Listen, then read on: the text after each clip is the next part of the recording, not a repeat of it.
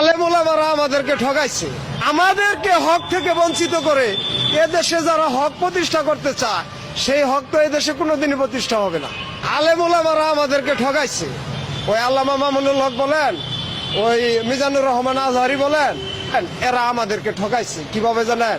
যে ওনারা বলে যে খেলাফত এদেশে প্রতিষ্ঠা করা হবে, হযরত উমর রাদিয়াল্লাহু আনহুর শাসন ব্যবস্থা বাংলাদেশে আনা হবে।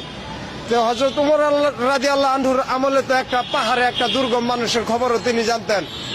আর আমরা যে চোখের সামনে রিক্সা চালক নিপীড়িত হইতেছি, ওই আলেমুলামারা তো একদিনও কয় না।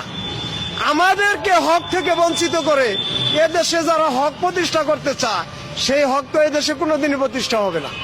আল্লাহ পাক তো এই 2 নম্বরই পছন্দ করবে না।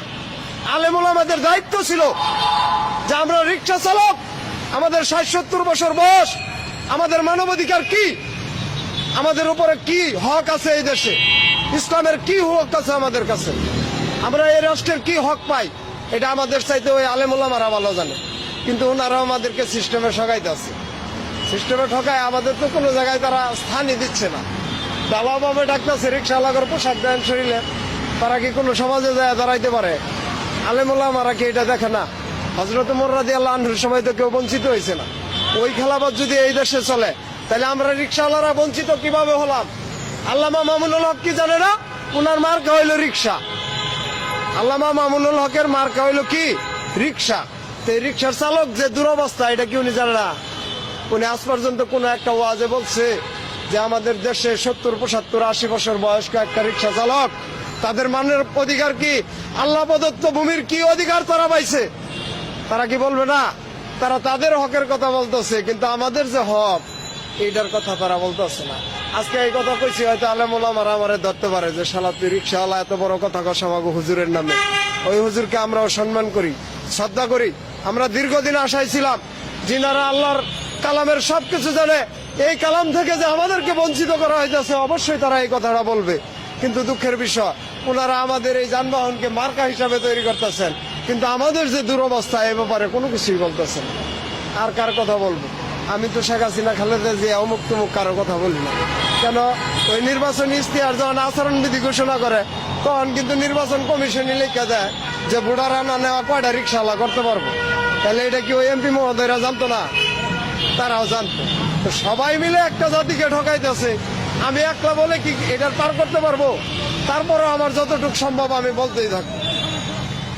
কেন? আলেমুলামাদের উচিত যে আমাদের নিয়ে কথা বলা।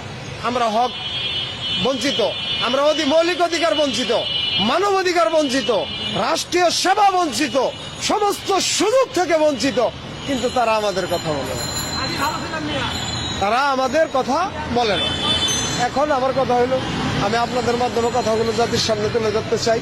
আমি কারো উপরে অভিযোগ করতে চাই না, আমি কাউকে দোষারোপ করতে চাই না।